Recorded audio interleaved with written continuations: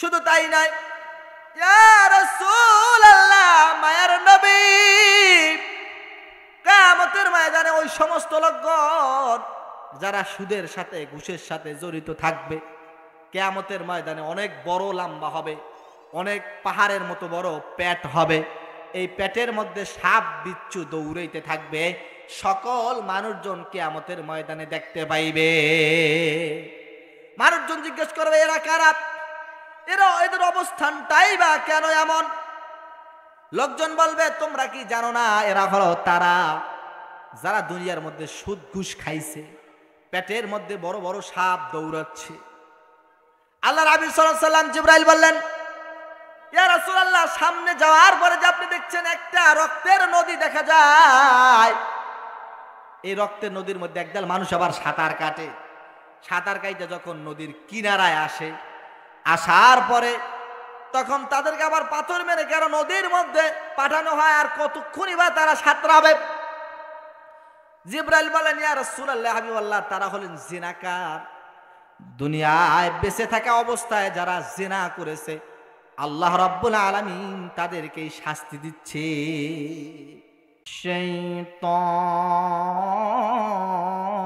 শাইতানির রাজিম। বিসমিল্লাহির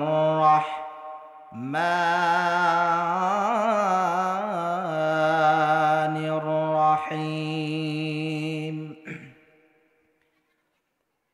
সুবহানাল্লাযী আসরা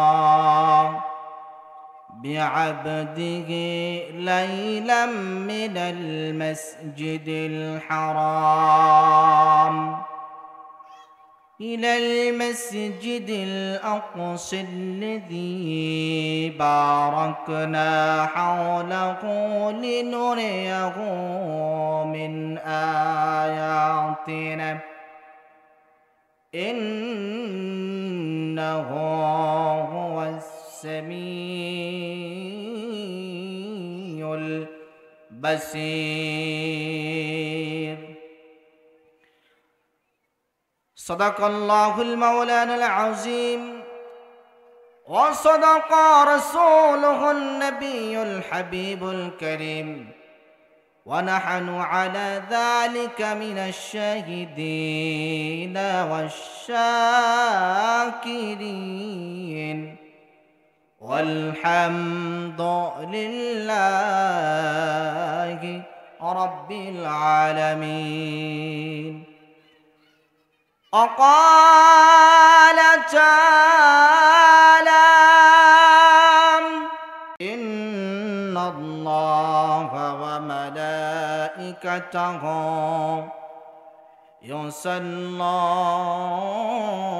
يصلون على النبي يا أيها الذين آمنوا صلوا عليه وسلموا تسليما اللهم صل على سيدنا مولانا محمد وعلى آل سيدنا مولانا محمد হাসরে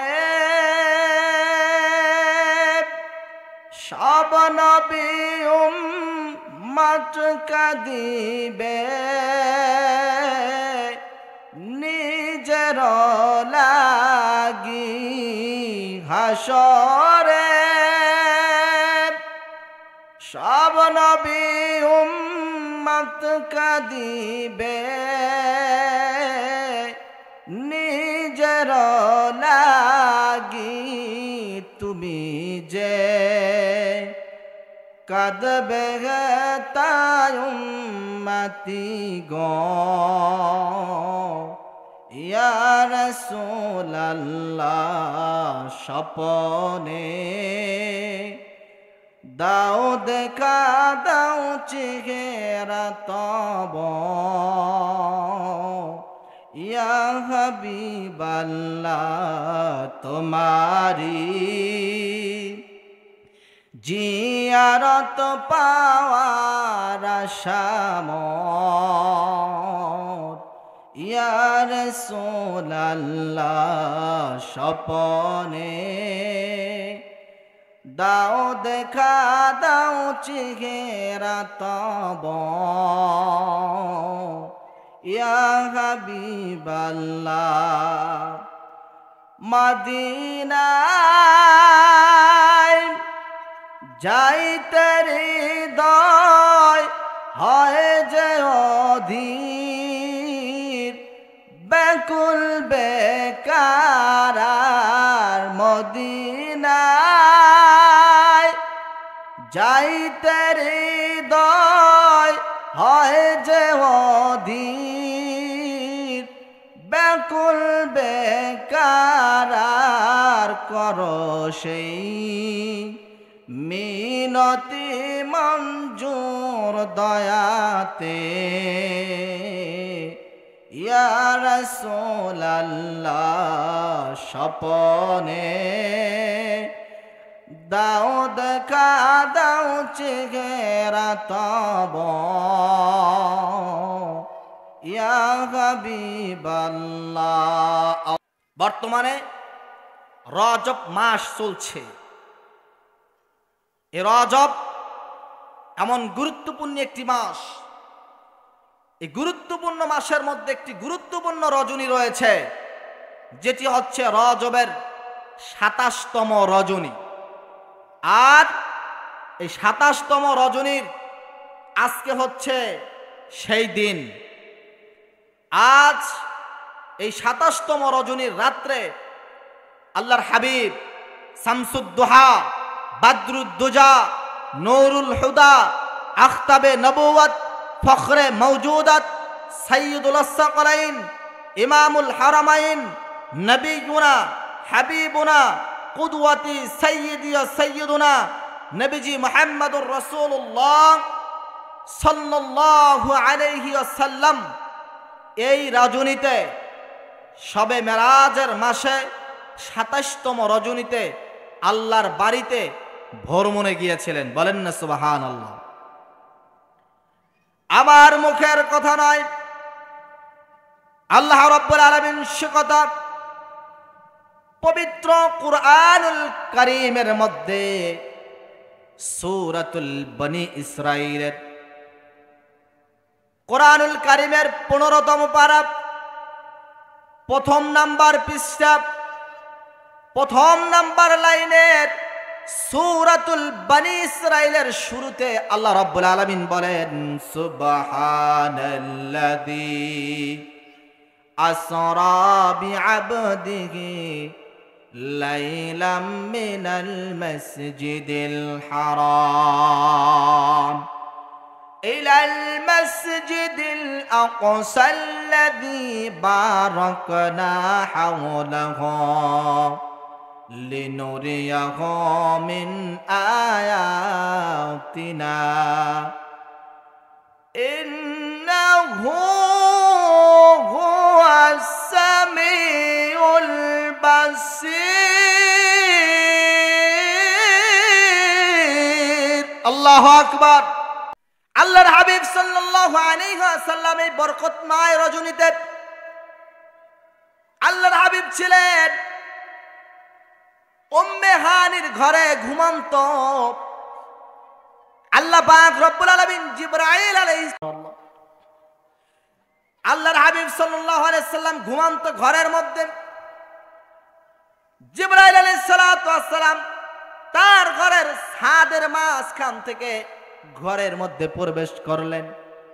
এবার প্রশ্ন আসতে পারে, হুজুর জিবরাইল তো ঘরের দরজা দিয়েও প্রবেশ করতে পারত, জিবরাইল তো ঘরের জানালা দিয়েও প্রবেশ করতে পারত, ঘরের ছাদের মাঝখান থেকে কেন ভিতরে প্রবেশ করলেন?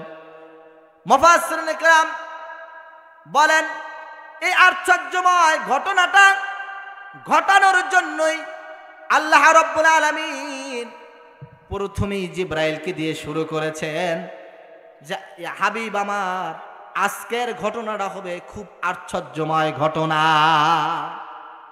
ঘরের একেবারে মাঝখান থেকে ছাদ ফাঁক করে ভিতরে ঢুকছে। জিবরাইল ঢুকে দেখে আল্লাহ রাসূল ঘুমন্ত। জিবরাইল আলাইহিস সালাতু ওয়াস সালাম আল্লাহর হাবিব নূর নবীজি সাল্লাল্লাহু আলাইহি সাল্লামকে ডাকলেন, জাগালেন ঘুম থেকে।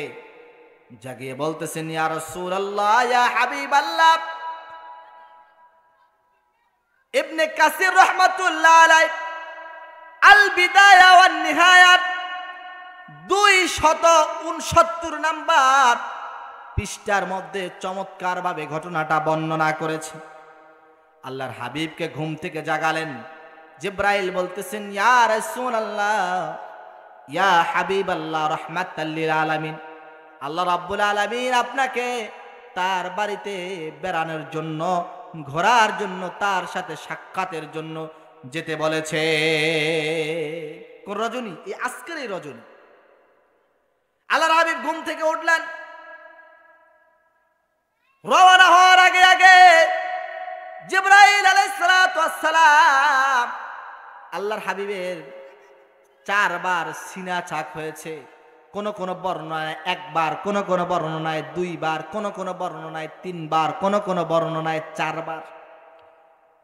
ইমাম ইবনে কাসির রাহমাতুল্লাহ আলাইহি বলেন, যেই দিন আল্লাহর হাবিব সাল্লাল্লাহু আলাইহি ওয়াসাল্লাম মেরাজ গিয়েছিলেন, ওই দিন 1 বার সিনা চাক হয়েছে। আল্লাহর হাবিব দেখতে পাচ্ছেন একটা স্বর্ণের বাটি আর একটা রূপার বাটি। স্বর্ণের বাটিটার মধ্যে তার রুহুটা, তার কলবটা রাখা হলো, যেটাকে সিনা চাক বলা হয়। আর একটা বাটির মধ্যে ইলম এবং হিকমত রাখা হলো। ঝমঝমের পানি দিয়ে সুন্দরভাবে ধুয়ে আবার লাগা দেওয়া হলো। এই জন্য মুহাক্কিক আলেমগণ বলেন, হাউজে কাউসারের পানির চাইতো ঝমঝমের পানির বড় দাম। সুবহানাল্লাহ বলেন। না হয় ঝমঝমের পানি ছাড়া আল্লাহ রাব্বুল আলামিন কেন হাউজে কাউসারের পানি ছাড়া কেন ঝমঝমের পানি দিয়ে ধুইলেন? এবার রওনা হয়ে গেল, বোরাক রেডি। আল্লাহর হাবিব সাল্লাল্লাহু আলাইহি ওয়াসাল্লাম বোরাকের মধ্যে সওয়ার হলেন। জিবরাইলকে সাথে নিয়ে যাচ্ছেন। কিছু দূর যেতে যেতে আল্লাহর হাবিব সাল্লাল্লাহু আলাইহি ওয়াসাল্লাম দেখতে পাচ্ছেন নিচের দিকে সাদা একটা জমিন দেখা যায়। নবীজি আবার সাল্লাল্লাহু আলাইহি ওয়াসাল্লাম বললেন, ও ভাই জিবরাইল, আমি নিচে যে সাদা জমিন দেখতে পাচ্ছি, এটি হয়েছে রাত্রিবেলায়। আল ইসরাঈলা লা ইয়াকুনা ইল্লা বিল্লাইল। রাত্রিবেলায় আল্লাহর হাবিব ইসরা হয়েছেন। নবীজি বলেন, ভাই জিবরাইল, আমি দেখতে পাচ্ছি নিচের দিকে সাদা একটা অংশ দেখা যায়, এই জায়গাটা কোন জায়গা? জিবরাইল বললেন, ইয়া রাসূলুল্লাহ, ইয়া হাবিবাল্লাহ, এই জায়গায় নামেন। সাল্লুহু রাকাতাইন, 2 রাকাত নামাজ আদায় করেন। সুবহানাল্লাহ বলেন। আল্লাহর হাবিব ওই জায়গায় নামলেন, 2 রাকাত নামাজ আদায় করলেন। নামাজ আদায় করার পরে জিবরাইল বললেন, ইয়া রাসূলুল্লাহ, সামনে চলেন। সামনে যাচ্ছেন, এক বৃদ্ধ সুন্দর এক বুড়া লোকের সাথে, ব্যক্তির সাথে দেখা হলো। তিনি তাকে সালাম দিলেন। জিবরাইল বললেন, ইয়া রাসূলুল্লাহ, ইয়া হাবিবাল্লাহ, আপনি ওনার সালাম নিবেন না, সামনে চলেন। আল্লাহর হাবিব সামনে গেলেন। যাওয়ার পরে দেখতে পাচ্ছে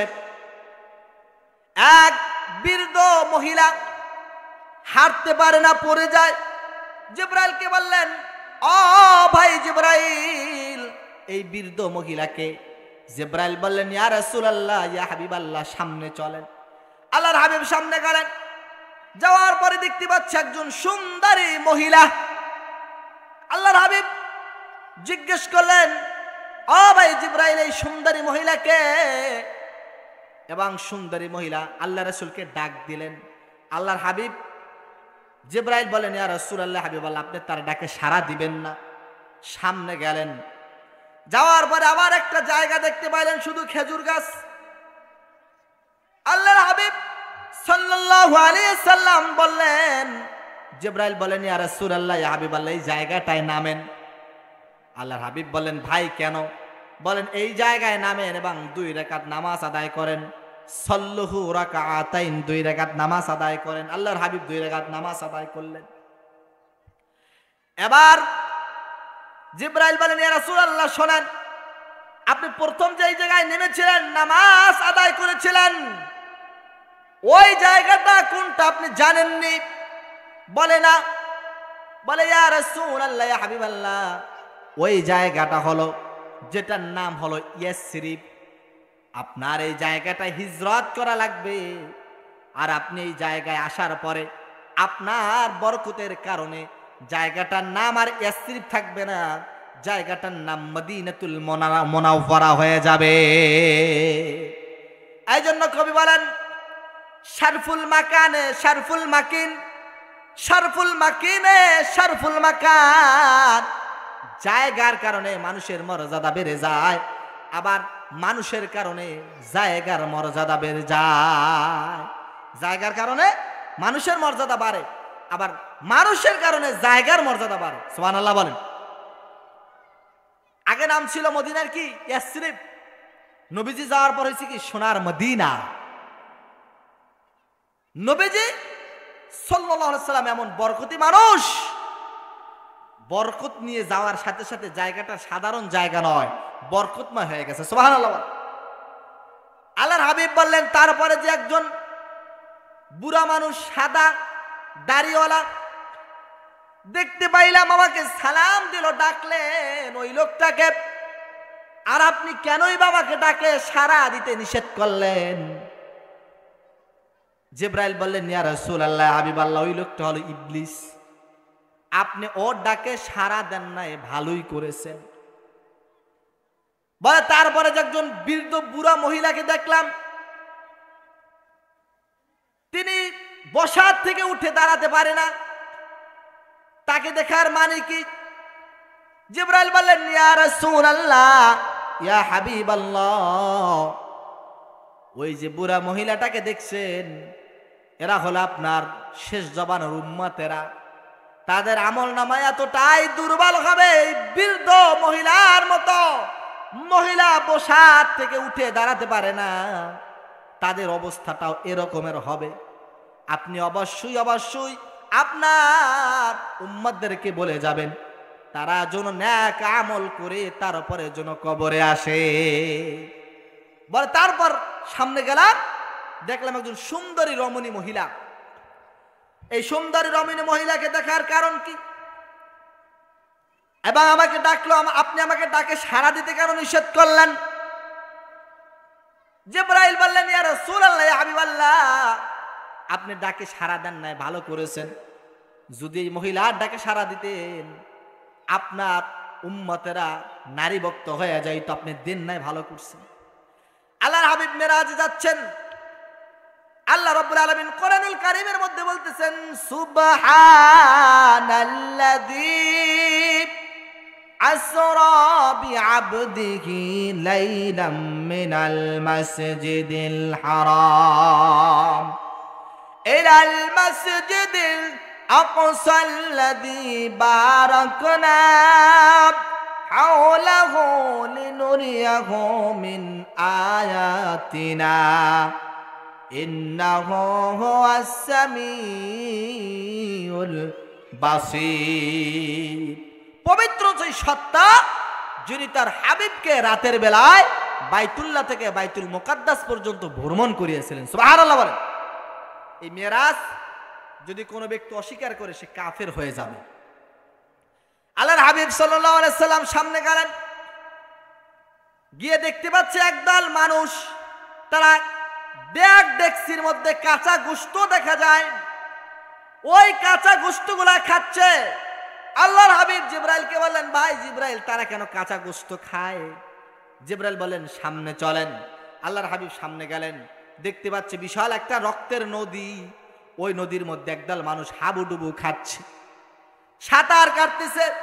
সাঁতার কাটতে কাটতে কাটতে কাটতে যখন নদীর কিনারায় চলে আসে, আবার একদল মানুষ তাদেরকে পাথর মেরে নদীর মধ্যে পাঠায় দেয়। আল্লাহ নবী জিজ্ঞেস করলেন, ভাই জিব্রাইল এরা কারা? জিব্রাইল বললেন, সামনে চলেন। সামনে যাওয়ার পরে আল্লাহ রাসূল দেখলেন একদল মানুষ কাঠ ভর্তি তাদের বস্তা দেখা যায়, বস্তার মধ্যে কাঠ ভর্তি মাথার মধ্যে নেয়, নেওয়ার পরে আবার কাঠগুলো পড়ে যায়। জিব্রাইলকে বললেন, জিব্রাইল ভাই এরা কারা? এবার জিব্রাইল বললেন, ইয়া রাসূলুল্লাহ ইয়া হাবিবাল্লাহ শুনেন। প্রথম যে দেখলেন ডেকচির মধ্যে কাঁচা গোশত মানুষ খাচ্ছে, এরা হলে আপনার ওই উম্মতেরা যারা দুনিয়ার মধ্যে সুদ ঘুষ খাইবে, সুদে টাকা লাগাইবে, ঘুষ খাইবে। ওই অবস্থায় কিয়ামতের ময়দানে হিসাব নিকাশ হওয়ার আগে তারা কাঁচা গোশত চাবাইতে থাকবে, খাইতে থাকবে।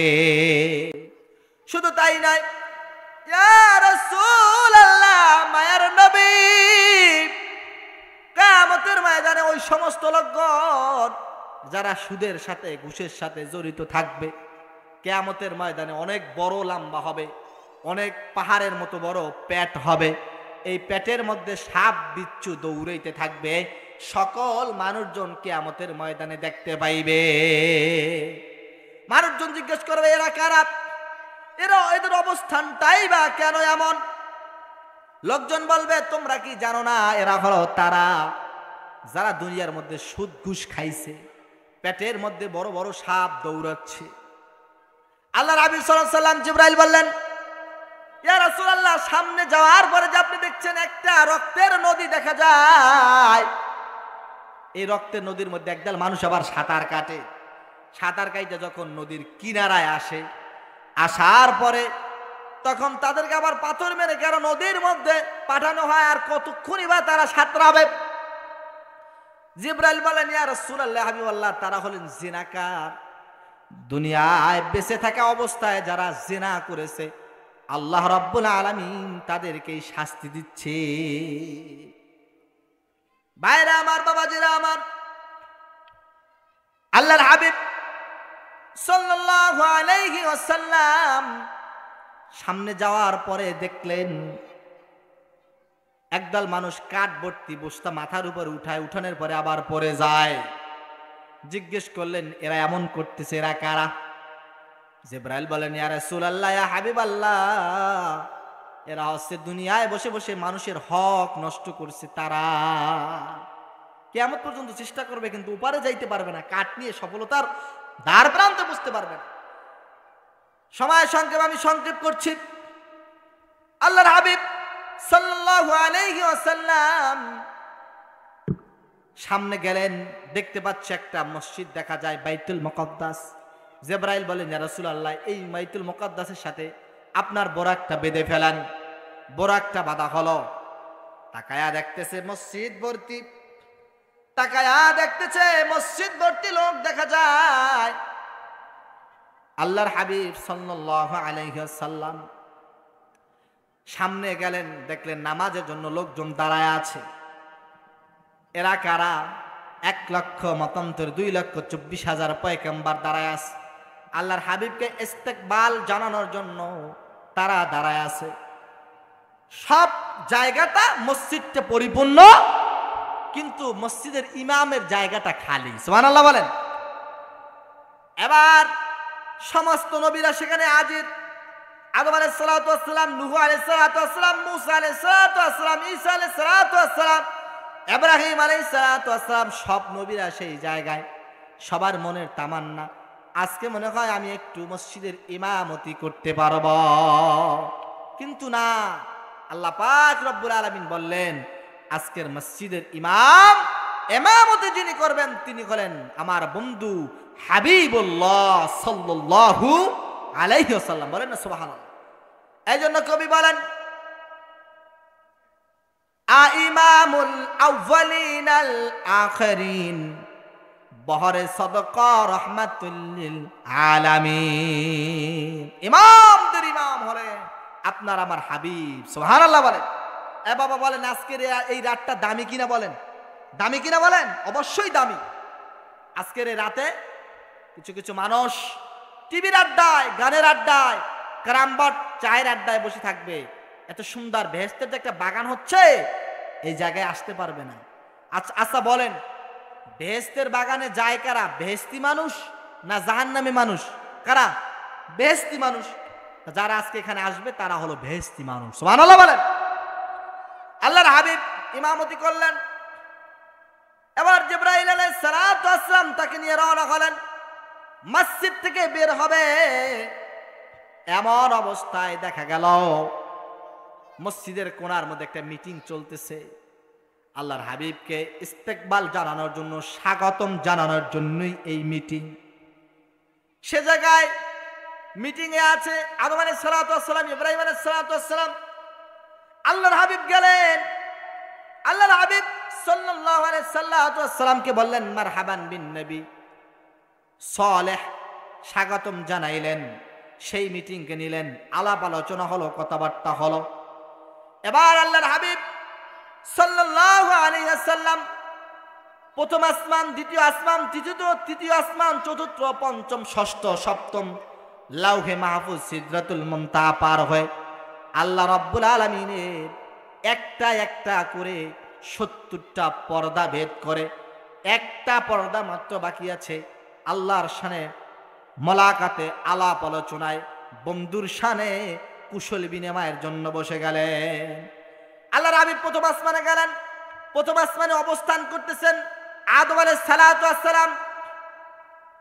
প্রথম আসমানটা তৈরি হলো লাল ইয়াকুত পাথর দ্বারা। সুবহানাল্লাহ বলেন। প্রথম আসমানটা পুষ্ট হলো, পুরো হলো। একটা তেজি ঘোড়া যদি 500 বছর দৌড়ায়, এই আসমানটা ভেদ করতে পারবে না। আদম আলাইহিস সালাতু ওয়াস সালামের সাথে দেখা হলো। আদম আলাইহিস সালাতু ওয়াস সালাম বললেন, বাবা বলে সম্বোধন করলেন। কুশল বিনিময় হলো, কথা হলো। আল্লাহর হাবিব সাল্লাল্লাহু আলাইহি সাল্লাম আদম আলাইহিস সালাতু ওয়াস সালামকে থেকে বিদায় নিয়ে দ্বিতীয় আসমানের উদ্দেশ্যে রওনা হলেন। প্রথম আসমান থেকে দ্বিতীয় আসমান আবার 500 বছর জায়গার রাস্তা খালি। সেই জায়গায় রওনা হলেন, দ্বিতীয় আসমানে গেলেন। দ্বিতীয় আসমানটা হলো সবুজ বর্ণ ইয়াকুত পাথর দ্বারা তৈরি। সেই জায়গায় বসে আছেন নবী ঈসা আলাইহিস সালাতু ওয়াস সালাম। ঈসা আলাইহিস সালাতু ওয়াস সালামের সাথে দিদার হলো, সাক্ষাৎ হলো, কথা হলো। ঈসা নবী আল্লাহর হাবিবকে ভাই বলে সম্বোধন করলেন, ধরে ধরে কেঁদে দিলেন। আল্লাহর হাবিব সাল্লাল্লাহু আলাইহি সাল্লাম কুশল বিনিময় করলেন, কথা বললেন, আর বললেন, ইয়া রাসূলুল্লাহ, ইয়া হাবিবাল্লাহ, নবী, আমি আল্লাহর দরবারে ফরিয়াদ করেছিলাম, আল্লাহ আমার তোমার কাছে একটা ফরিয়াদ, শেষ জবানার নবীর উম্মত বানায়া আমাকে পাঠায়। আল্লাহ আমাকে কবুল করছে নবী, আপনাকে একটু সশরীরে আমি দেখলাম, আমার জন্য দোয়া করবেন, আমি যে আপনার উম্মত হতে পারবো। সুবহানাল্লাহ বলেন।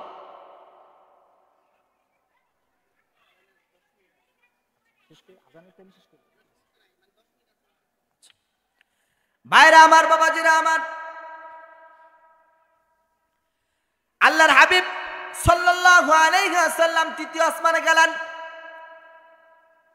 তৃতীয় আসমান জামরুদ পাথর দ্বারা তৈরি। সেই জায়গায় অবস্থান করতেছেন নবীনা ইউসুফ আলাইহিস সালাতু ওয়াস সালাম। সুবহানাল্লাহ বলেন। আল্লাহর হাবিব সাল্লাল্লাহু আলাইহি ওয়াসাল্লাম বলেন, আমি ইউসুফ নবীকে দেখার সাথে সাথে আমার মনে হলো আকাশের চন্দ্রটা মনে হয় আমার সামনে হাজির হয়ে গেছে। আল্লাহর হাবিব বলেন, এত সুন্দর মানুষ আমি আর পৃথিবীতে দেখি না। মারহাবান বিন সালেহ, মারহাবান ইয়া রাসূলুল্লাহ। আল্লাহ নবীকে ইউসুফ আলাইহিস সালাতু ওয়াস সালাম তৃতীয় আসমানে স্বাগতম জানাইলেন। আল্লাহু আকবার। আল্লাহর হাবিব সাল্লাল্লাহু আলাইহি ওয়াসাল্লাম এবার তার সাথে কুশল বিনিময় করলেন, কথা বললেন। আল্লাহর হাবিব বলেন, এত সুন্দর মানুষ আর আমি দেখি নাই, কথাবার্তাও এত সুন্দর।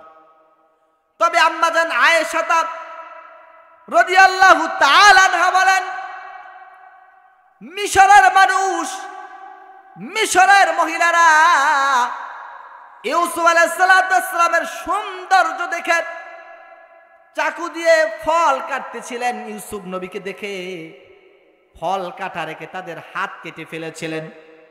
আমি আল্লাহর কসম দিয়া বলি, ইউসুফ নবীকে দেখে মিশরের মহিলারা ফল কেটে হাত কেটেছিলেন।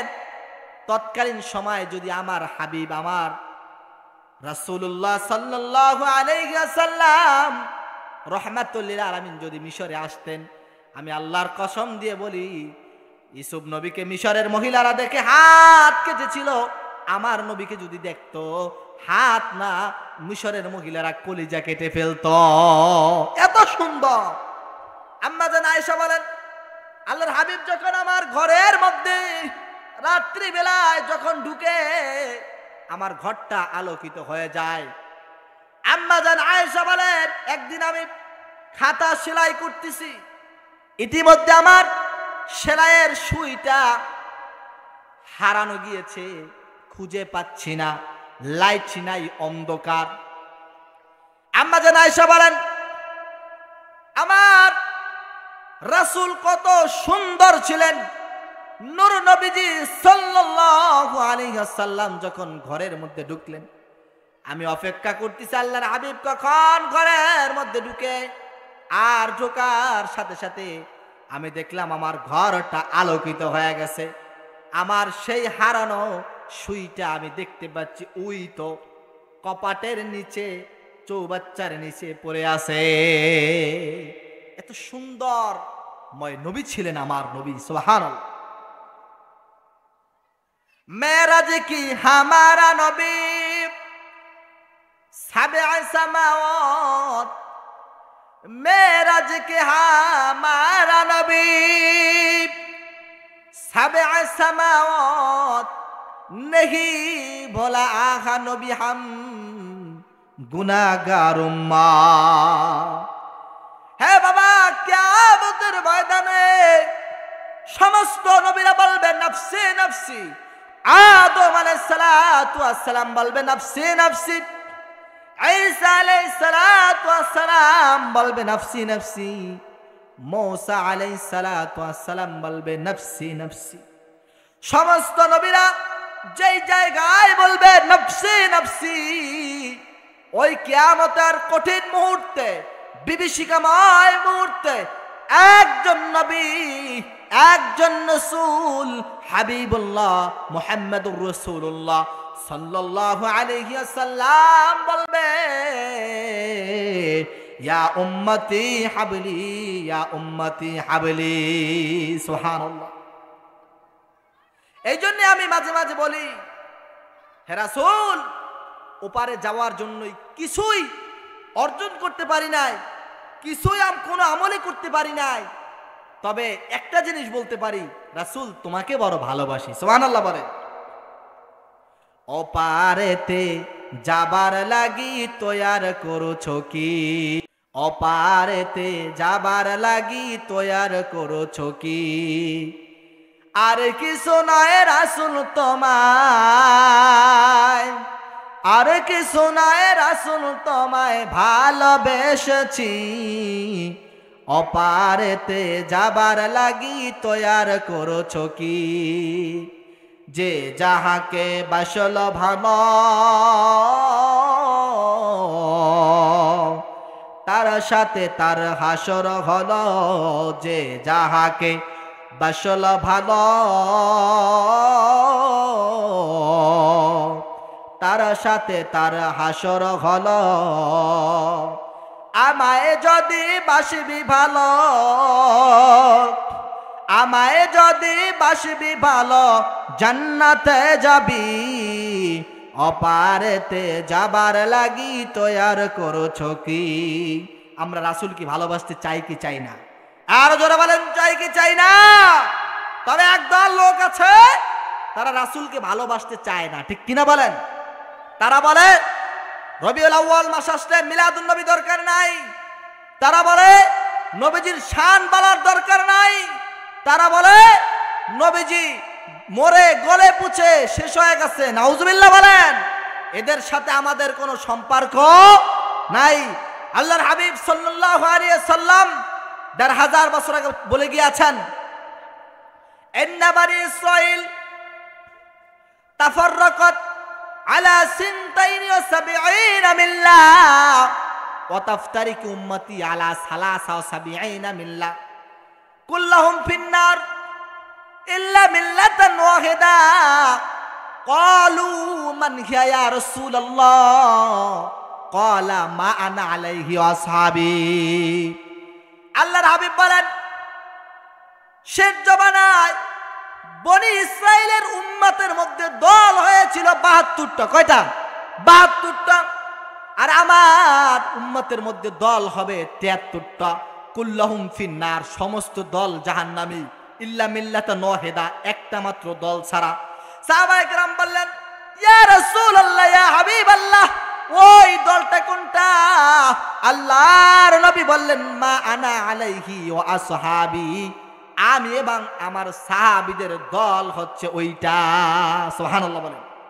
তো সমস্ত আহলুস সুন্নাত ওয়াল জামাতের মত, আহলুস সুন্নাত ওয়াল জামাতের যে একটা দল আছে, এই দলটাই সেই দল। যতটুকু কথা শুনলাম, আল্লাহ তাআলা আপনাকে আমাকে আমল করার তৌফিক দান করুন। সকলে বলে আমিন। রাসূলুল্লাহর মহব্বত, রাসূলুল্লাহর প্রেম, রাসূলুল্লাহর ভালোবাসা আমাদের অন্তরের মধ্যে লালন করার, পালন করার, পোষণ করার তৌফিক দান করুন। সকলে বলে আমিন।